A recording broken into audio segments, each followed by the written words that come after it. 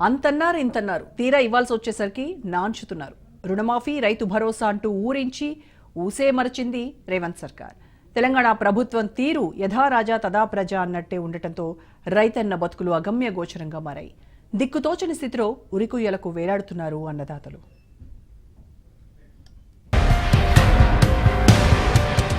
తెలంగాణ రైతుల్ని ఉరితాడు పిలుస్తోంది. నిన్ను కబళించేది నేనేనంటూ భయపెడుతోంది. పురుగుల మందు డబ్బాలు అన్నదాతకు సవాలు విసురుతున్నాయి. అప్పులు భరించలేక నన్ను సేవించాల్సిందే అంటూ వెకిలి నవ్వులు నవ్వుతున్నాయి. రేవంత్ పాలనలో రైతు పరిస్థితి అగమ్యగోచరంగా మారింది. పొలానికి నీరందక కళ్ల ముందే ఎండిపోతున్న పంటను చూసి తట్టుకోలేని రైతన్నల గుండెలు ఆగిపోతున్నాయి. అప్పుల ఊబిలో చిక్కుకొని అన్నదాతలు బలవన్మరణానికి పాల్పడుతున్నారు. ఇప్పటి వరకు రాలిన మట్టి మనుషుల సంఖ్య 442కు చేరుకుంది. ఇక కౌలు రైతుల పరిస్థితి అధ్వానంగా తయారైంది. రుణపాశాలే యమపాశాలై బలిగొంటున్నాయి. దీంతో వ్యవసాయ సంక్షోభం ఎంత తీవ్రంగా ఉందో తేటతెల్లమవుతోంది. సూసైడ్స్ చేసుకుంటున్న రైతుల్లో 75% కౌలు రైతులే ఉన్నారు. సామాజికంగా కూడా దళిత, గిరిజన, బీసీ రైతులే అధికంగా ఉన్నారు. వీరికి బ్యాంకు రుణాలు అందకపోవడం, ప్రైవేటు వడ్డీల భారం, రాయితీ విత్తనాలు లభించకపోవడంతో పాటు గిట్టుబాటు ధర రాకపోవడం వంటి కారణాలతో ప్రాణాలు విడుస్తున్నారని ఎన్సీఆర్బీ నివేదికలు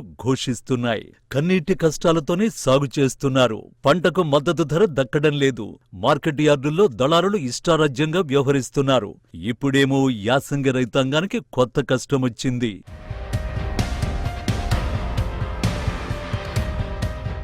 రికార్డు స్థాయిలో భూగర్భ జలాలు అడుగంటిపోయాయి. రోజురోజుకు బోర్లలో నీటి నిల్వలు తగ్గుతుండటంతో రైతాంగం ఆందోళనకు గురవుతోంది. గతంలో ఎప్పుడూ లేని విధంగా భూగర్భ జలాలు తగ్గడంతో పంటలు ఎండిపోతున్నాయి. పొలాలు నెర్రెలబారడంతో రైతన్నల కండ్లలో కన్నీళ్లు తిరుగుతున్నాయి. ఆత్మహత్యలు పెరుగుతున్నా రైతులకు భరోసా కల్పించడంలో తెలంగాణ ప్రభుత్వం విఫలమైంది. కనీసం ఆత్మహత్యలు చేసుకున్న కుటుంబాలను ఆదుకోవడంలోనూ నిర్లక్ష్యం వహిస్తోందని రైతు సంఘాలు ఆగ్రహాన్ని వ్యక్తం చేస్తున్నాయి. రుణమాఫీ, రైతు భరోసా, ఇందిరమ్మ ఆత్మీయ భరోసా వినడానికి ఎంతో బాగున్నాయి. రైతన్నలు కూడా ఎంతో ఆశపడ్డారు. తమ కష్టాలు తీరే రోజు వచ్చిందని సంబరపడ్డారు. కానీ వరాలు దక్కించుకునే సమయమొచ్చేసరికి మళ్లీ నిరాశే అన్నదాతల్ని వెక్కిరించింది. రుణమాఫీ కాకపోవడంతో రైతుల నెత్తిన వడ్డీల భారం పెరిగిపోయింది. కొత్త రుణాల కోసం రైతులు బ్యాంకుల చుట్టూ తిరిగినా రుణాలు ఇవ్వడం లేదని అన్నదాతలు వాపోతున్నారు. పంటల కోసం చేసిన అప్పులు తీర్చలేక